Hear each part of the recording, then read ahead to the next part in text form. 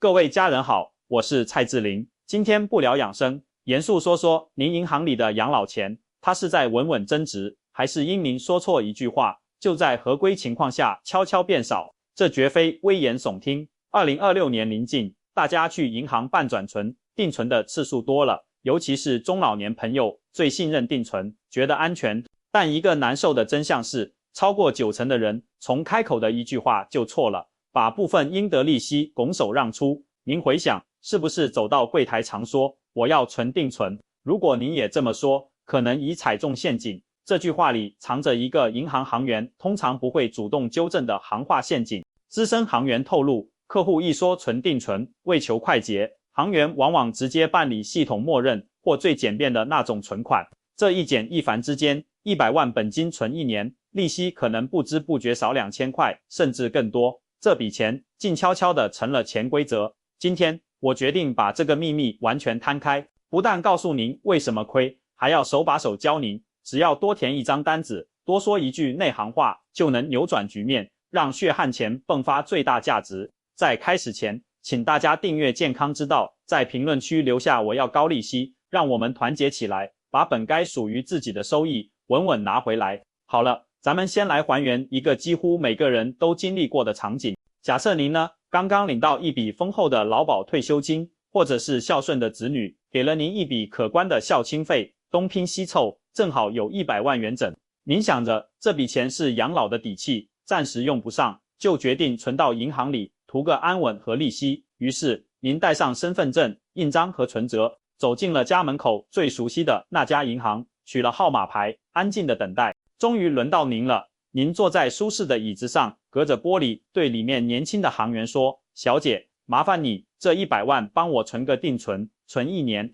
行员微笑着点头，手指在键盘上飞快敲打，很快打印出几张单据，请您签名、盖章，然后递给您一张精致的定期存单。您看了看上面的金额和利率，觉得没错，便小心收好，安心的回家了。整个过程顺利又专业，看上去没有任何问题。但是志玲要郑重地提醒您，恰恰就是在这看似完美无缺的短短几分钟里，您已经吃了一个哑巴亏。为什么呢？因为在银行的内部系统和专业术语里，您口中说的那个笼统的定存，其实严格分成了2种性质不同的产品，一种叫做定期存款，另一种叫做定期储蓄存款，就多了储蓄这2个字。对我们普通老百姓，也就是银行所说的自然人客户来说，最终的结果可是天差地别。这就好比您去市场买水果，您如果只对老板说我要买苹果，老板可能会给您最普通的那种，但如果您懂行，您会说我要富士苹果，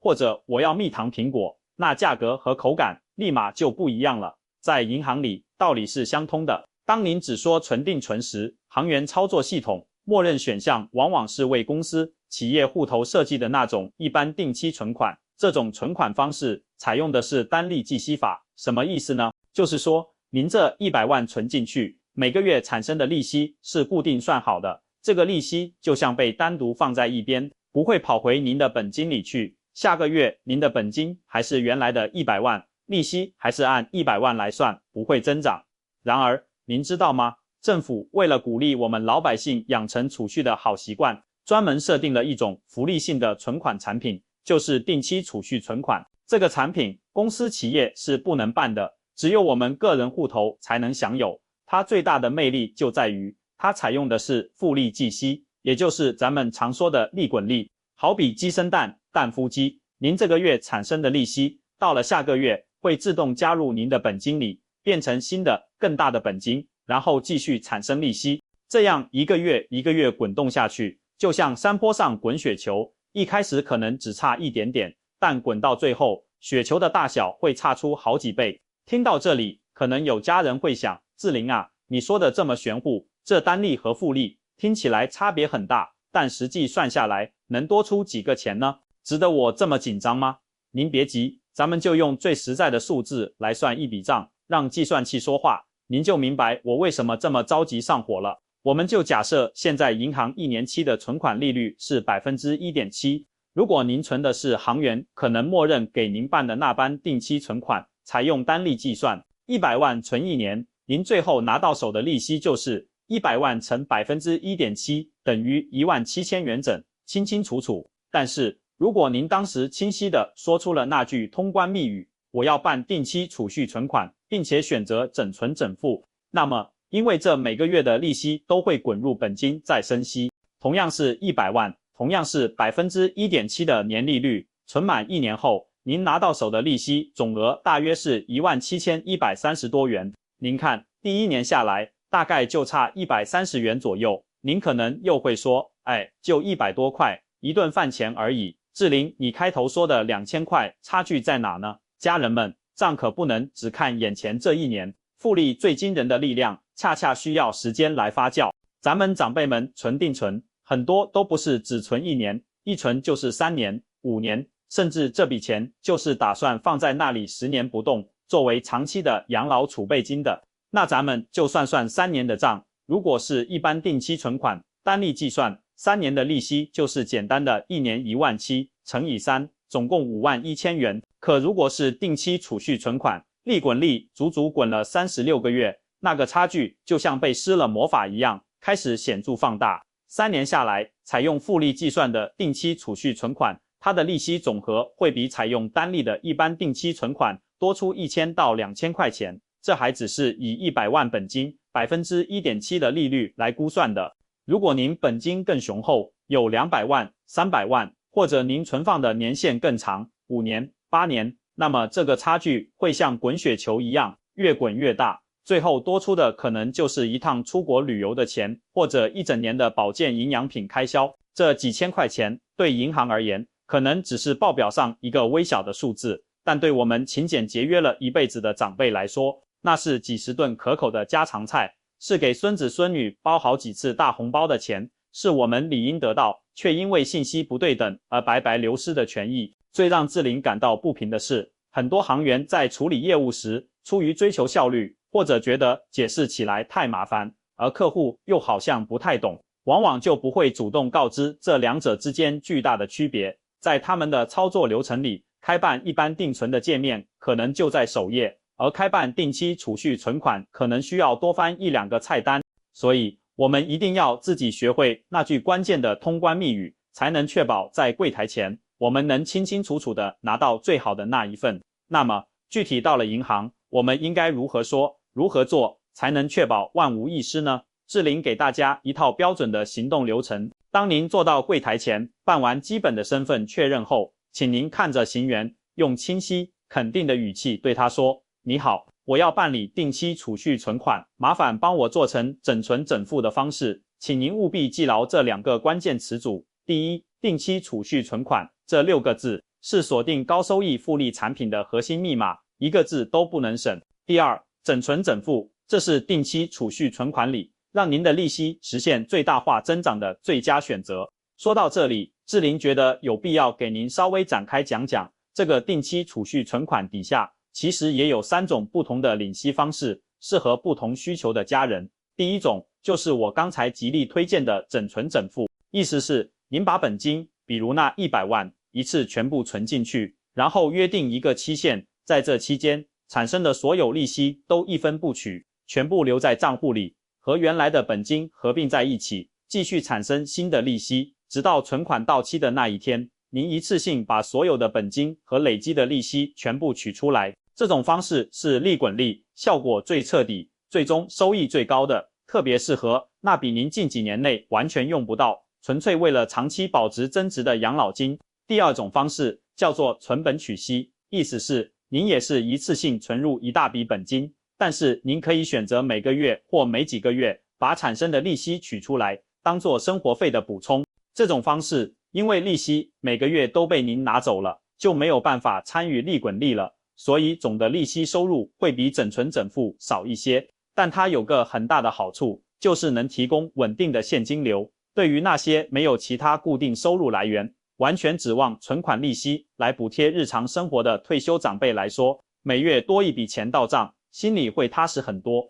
为了生活的便利性，牺牲一点极限收益也是值得考虑的明智选择。第三种方式叫零存整付，这个更适合还在上班，想要强迫储蓄的年轻人，或者每月有退休金入账，想定额存钱的家人。比如，您决定每个月发工资或领退休金那天，固定存进去1万元，存满1年或3年，到期时再把本金和滚出来的利息一起领出来，这也是一种利用复利积少成多的好方法。所以，对于手头已经有一笔完整积蓄的家人，如果您暂时不需要动用每月的利息来生活，那么志玲强烈建议您毫不犹豫地选择整存整付，这是让您的养老钱加速长大的最快途径。如果您需要利息来贴补家用，那就选择存本取息，图个生活安稳。搞清楚了存什么产品，怎么领息，接下来另一个至关重要的环节就是利率方式的选择。您在填写申请单的时候，一定会看到一栏选项，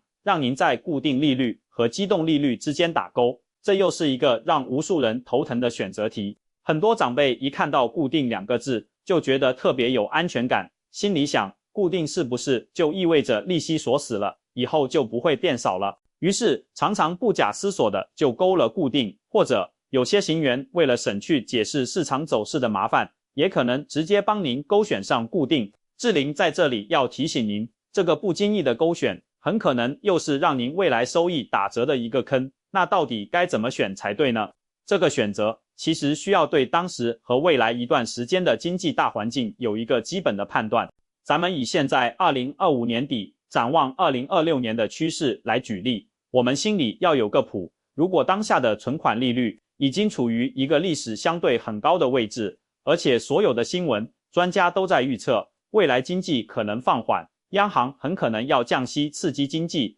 那么您就应该果断选择固定利率，用现在的合同把眼前的高利率锁死，以后无论外面风雨飘摇，利率降得多低，银行都必须按照您存钱时约定的这个高利率给您付利息。但是反过来，如果现在的利率处于历史低点，或者像过去几年经历过的那样，利率正处于一个缓慢上升的通道里，大家普遍觉得未来可能会升息，那么您就千万要记得选择机动利率。所谓机动，就是灵活变动，水涨船高。如果央行宣布升息了，那么您的存款利率也会跟着往上调。从台湾长期的金融环境观察来看，大多数时候机动利率的起始点就会比固定利率稍微高那么一点点，而且从长远对抗通货膨胀的趋势来看，利率维持在现有水平或温和上涨的概率可能会更大一些。因此，志玲给所有不想天天研究财经新闻的家人一个最省心、最不容易出错的建议：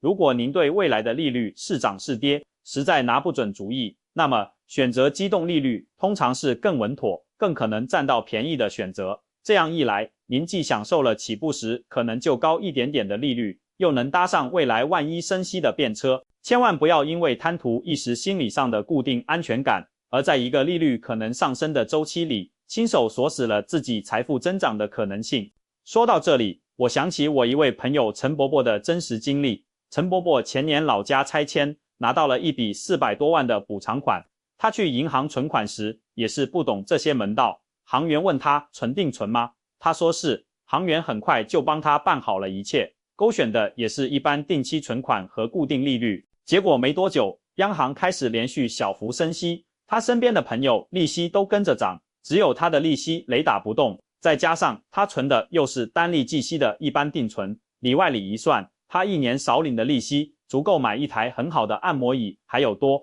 后来他看了我的节目，懊悔不已，等到存款一到期，立刻全部重新办理，指定要定期储蓄存款的整存整付，并且选了机动利率。上个月碰到他红光满面的跟我说，志玲啊，真得谢谢你，今年这利息钱我跟你伯母报了个豪华邮轮旅行团，全靠他了。所以各位家人，您看，去银行存钱真的不是简单的把钱递进去，拿张单子回来就完事大吉了。这其中的每一个选择，每一句对话，都直接连着我们钱袋子的后脖。银行作为一个商业机构，它本质上是要盈利的，有时候利用的就是我们普通人对金融专业知识的不了解，来降低它吸收存款的成本。行员的本职工作是准确执行您的指令，而不是主动教您如何选择对您最有利的方案。但志玲做健康之道这个频道的初心，就是希望咱们操劳了大半生的朋友们，不仅能身体健康，财务也能健健康康。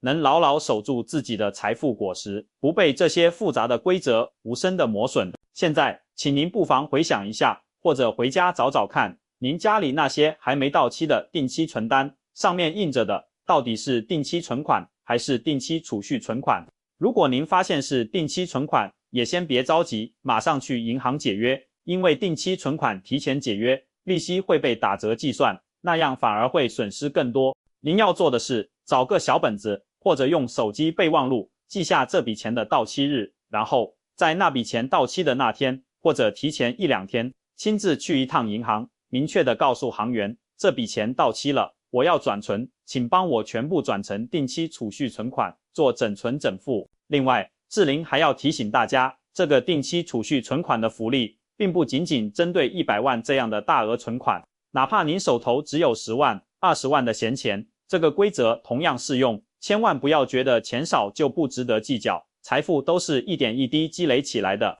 养成正确的理财习惯，对我们手上的每一分钱负责，其实就是对我们自己未来的晚年生活负责。最后，志玲还得再啰嗦一个关于自动续存的常见陷阱。很多家人怕麻烦，或者担心自己忘了，在开户时就会勾选到期自动续存这个选项。这确实很方便，但方便的背后往往藏着代价。这个代价就是，当您的存款到期，银行系统为您自动办理续存时，几乎100%是按照续存那天银行官网公布的排告利率来执行的，而不会主动为您匹配当时银行可能正在推出的利率更高的优惠专案或快闪定存。银行为了吸引资金，经常会有一些短期的高利率活动，这些利率往往比排告利率高出 0.1%、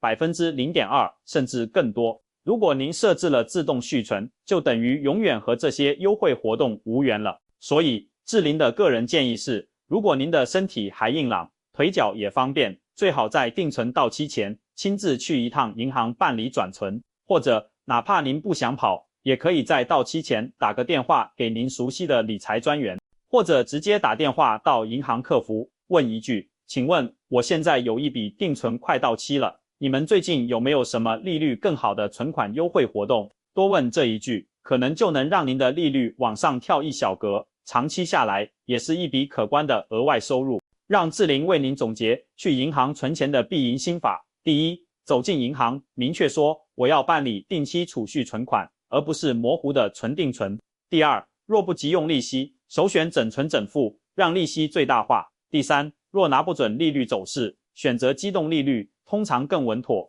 有时还能占到便宜。第四，尽量不勾选自动续存，到期多问一句，主动争取更高利率。家人们，赚钱不易，守住财富更需要用心。我们无法决定央行升降息，但可以通过正确选择，拿到规定内最高的回报。希望这期节目能解开您的疑惑，下次走进银行时，您可以自信从容，不再因不懂而吃亏。如果您觉得志玲的话有提醒或帮助到您，请务必订阅健康之道，并点亮小铃铛，以便第一时间获得最新理财资讯与政策通知。也请您将内容分享给家人、朋友或社群，您的一次转发或许就能帮他们避免利息损失。这份善意比请客吃饭更有意义。银行不会主动送上好处，应得的权益要靠自己争取。下次去银行，请带上这份心法，别再让存款悄悄缩水。我是蔡志玲，不只关心您的健康，也关心您的财务健康。让我们聪明理财，乐享晚年。下期再见。